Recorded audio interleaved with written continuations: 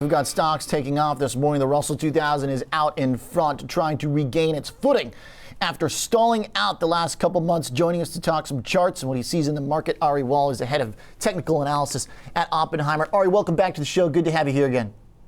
Good to be here, Oliver. Thanks for having me. So when you look at this right now, this market dynamic, the either-or market, the bifurcation, the kind of two-faced type style of market dynamics we've seen this year, where you got to pick either momentum or you've got to pick value or growth or value. Are we going to keep getting that, Ari, or can we get something different?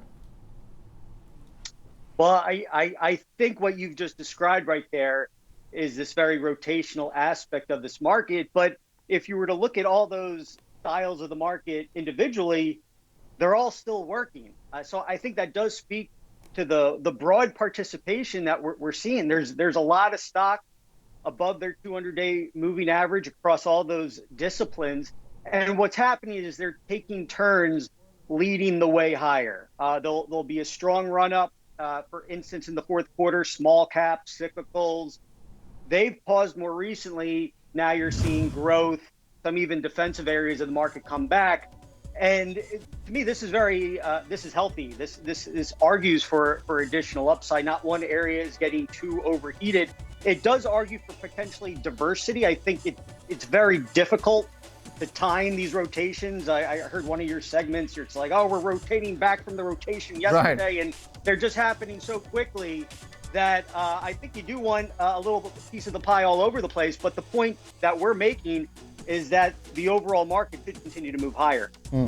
So thinking about the overall market, we've had to, again, kind of pick which index we're talking about. And when we think about the S&P 500, it's been stable. We've seen that kind of shift over. First it was tech, then into the kind of pure reopening trades. Then the reopening trades fizzled, and then we were looking at like staples and utilities leading us the last couple of weeks. Ari, what does that tell us when that kind of most recent leadership came from these more kind of even more pure defensive groups than like a defensive big tech?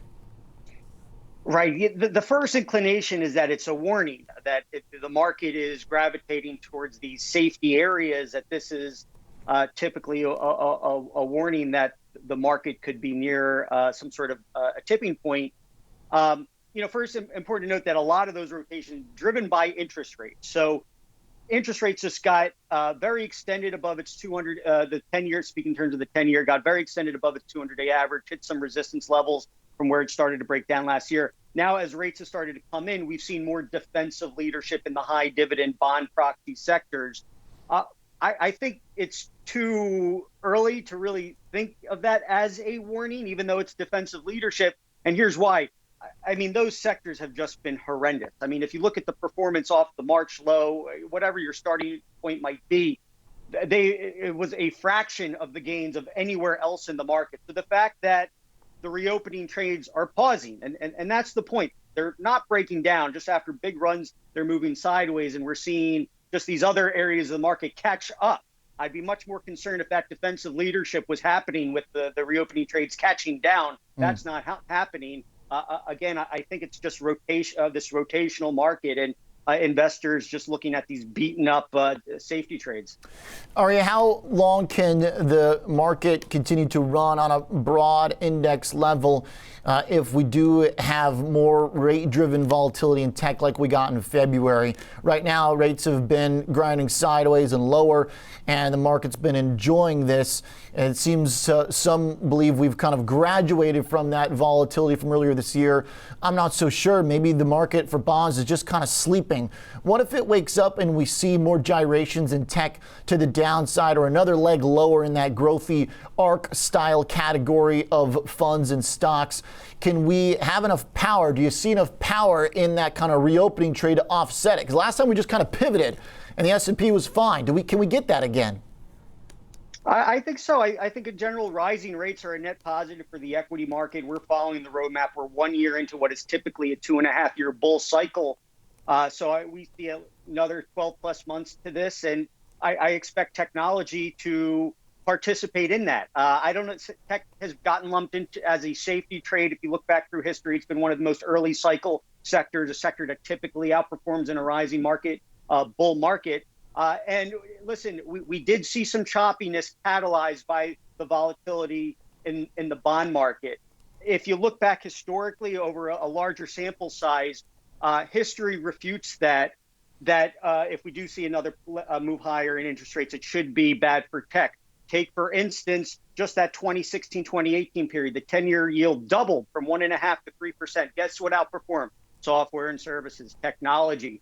If you look, it's really the zero correlation to tech, which makes it so attractive to us. It's had a zero correlation to the 10-year over the last 10 years. It's been able to outperform regardless of the direction of interest rates. If you were to look back at a century of market data, really, you've seen above average returns for tech or for growth overall when the 10-year is below 3%, and you really don't get into trouble until the 10-year gets above 4%. So while there was a sample size in that February period, rates were moving higher and tech stumbled a bit there. I think the broader piece of evidence suggests that tech can continue to work even if we do get another upward move in interest rates.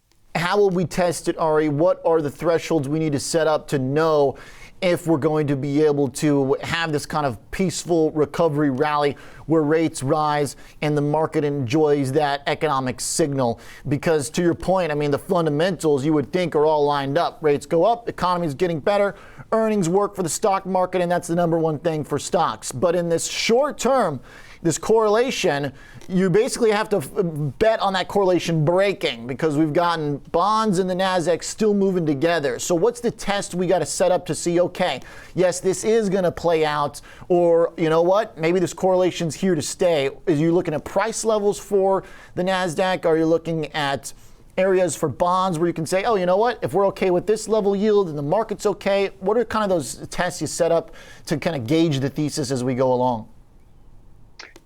Yeah, so it becomes a bit of an absolute versus relative call. I mean, in general, we're refuting the idea that the correlation's actually there, especially in absolute terms with the NASDAQ participating and moving, making new highs, even when rates were initially starting to move higher in the fourth quarter, participating in that broad market breakaway. Now, we saw a bit of a change in the leadership when rates started to move lower, and we've agreed, listen, if rates are going to be swinging higher, the market's going to be moving towards beta and cyclicality. Tech may not be the top performing sector, but we think it's going to continue to produce some of the steadiest returns over the long term, because I guess we do question if this is the end of a 40-year downtrend in interest rates.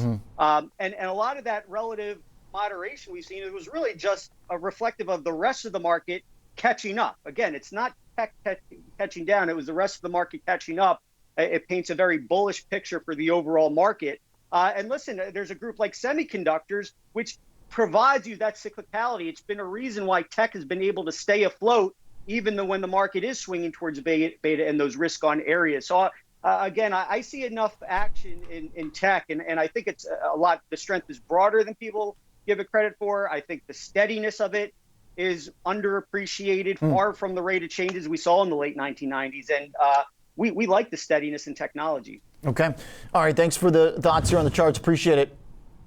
Oh, great to see you, Oliver. Take care. Thanks a lot, Ari Wald. Good stuff here in the analysis of the rotation. Within rotations, head of technical analysis at Oppenheimer.